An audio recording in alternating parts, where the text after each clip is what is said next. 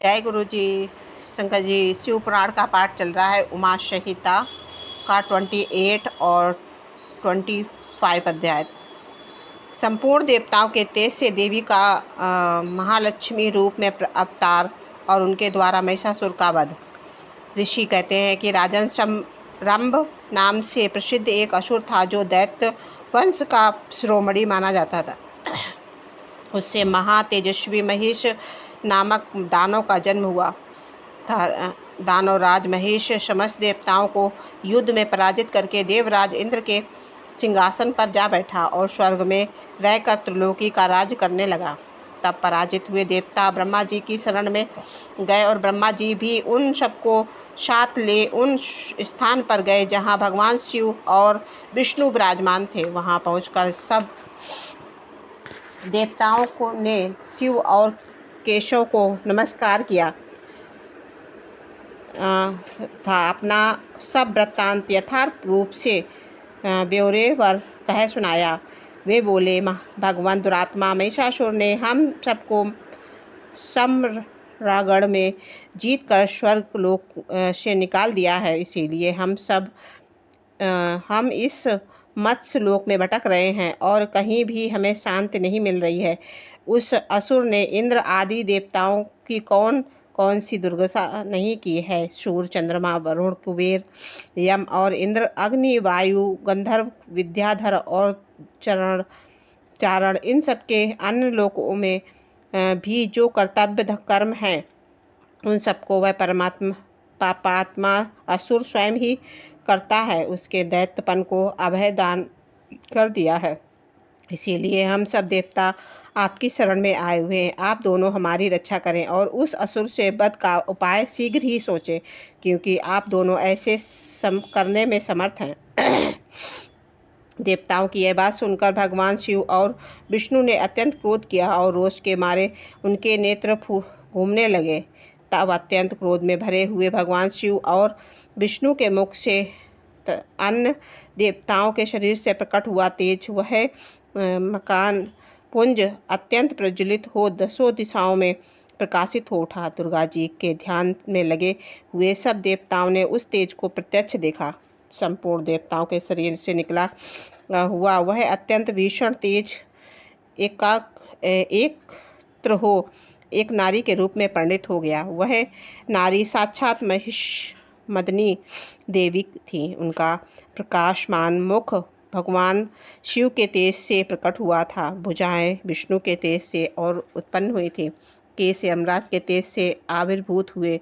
उनके दोनों स्तन चंद्रमा के तेज से प्रकट हुए। कटिभाग इंद्र के तेज से तथा जांघों और उष्ण वरुण के तेज से पैदा हुए थे। पृथ्वी के तेज से निस्तंभ और ब्रह्मा जी के तेज से दोनों चरणों का आविर्भाव हुआ। पैरों की अंगुलियां सूर्य के तेज से और हाथों की अंगुलियां बाष्पों के तेज से उत्पन्न हुई। नासिका कुबेर के और दांत प्रजापति के तीनों नेत्र अग्नि के दोनों भौवें संध्यागढ़ के दोनों कान वायु के तथा अन्य देवताओं के तेज से प्रकट हुए। इस प्रकार देवताओं ने तेज से प्रकट हुई कमलामय लक्ष्मी ही वह परमेश्वरी थी। संपूर्ण देवताओं को तेजो राशि से प्रकट हुई उन देवी को देखकर सब देवताओं को बड़ा हर्ष प्राप्त हुआ, परंतु उनके पास कोई अस्त्र नहीं था।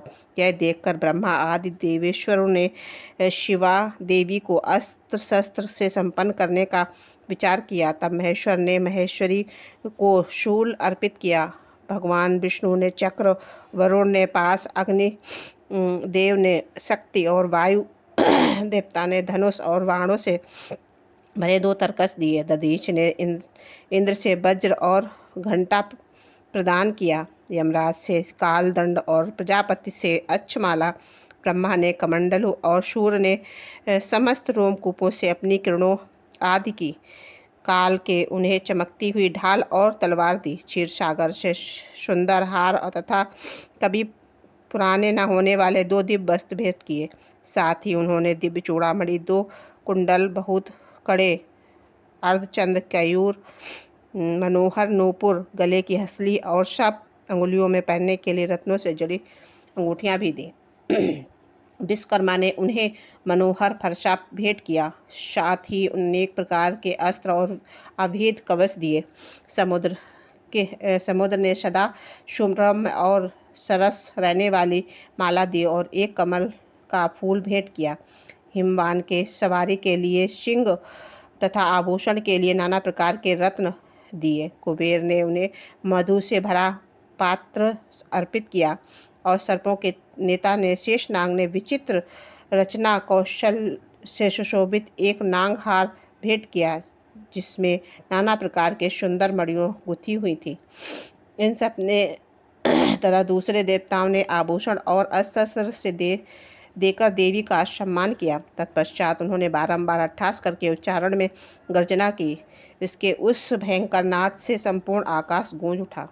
उससे बड़े जोर की प्रतिध्वनि हुई, जिन्होंने लोकों में हलचल मचा दी। चारों ओर समुद्र ने अपनी मर्यादा छोड़ दी, पृथ्वी डोलने लगी और समय समय पर महिषासुर ने पीड़ित हुए देवताओं ने देवी की जय जयकार की। तदंतर सब देवताओं ने उन महालक्ष्मी स्वरूपा पराशक्ति जगदम्बा का भक्ति गदगद वाणी द्वारा स्तवन किया। संपूर्ण त्रिलोकी को क्षोभग्रस्त देख देवी देवैरी दैत्य अपनी समस्त सेना को कवच आदि से सुसज्जित कर हाथों में हथियार ले सहसा उठ खड़े हुए। रोष में भरा हुआ महिषासुर भी उस शब्द की ओर लक्ष्य करके दौड़ता आगे पहुंचकर उसने देवी को देखा, जो अपनी प्रभा से तीनों लोगों को प्रकाशित कर रही थी। इस समय महिषासुर के द्वारा पालित करोड़ों शस्त्रधारी महावीर वहां आ पहुंचे।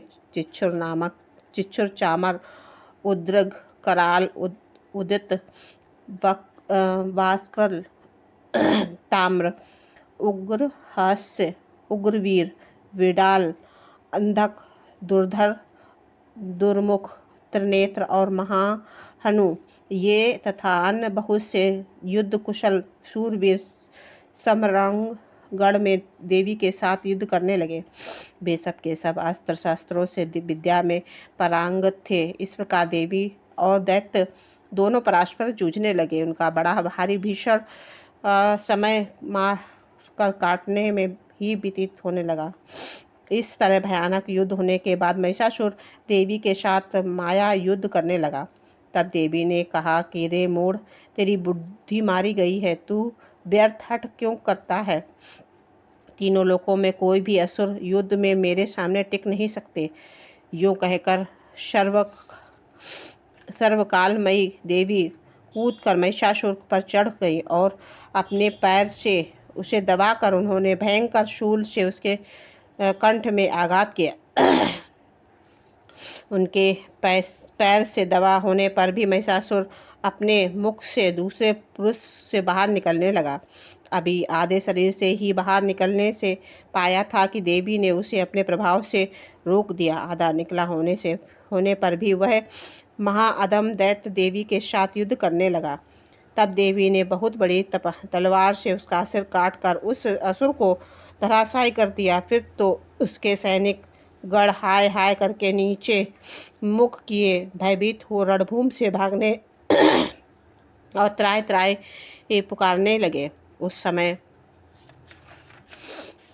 इंद्र आदि सब देवताओं ने देवी की स्तुति की, गंधर्व गीत गाने लगे और अप्सराएं नृत्य करने लगी। राजन, इस प्रकार मैंने तुमसे देवी के महालक्ष्मी अवतार की कही। अब तुम सुरथी चित्त वाले सरस्वती के प्रादुर्भाव का प्रसंग सुनो। जय गुरु जी। शुक्राना गुरु जी, अनंत कोटि कोटि शुक्राना सभी संगत को। जय गुरु जी। संगत जी मेरे साथ मंत्र जाप कीजिए। ओम नमः शिवाय। शिव जी सदा सहाय। ओम नमः शिवाय। गुरु जी सदा सहाय। जय गुरु जी। शुक्राना गुरु जी। गुरु पिता सभी संगत पर अपना प्यार, अपनी कृपा, अपनी छत्र छाया बनाए रखना और सभी का कल्याण हो। जय गुरु जी। शुक्राना गुरु जी।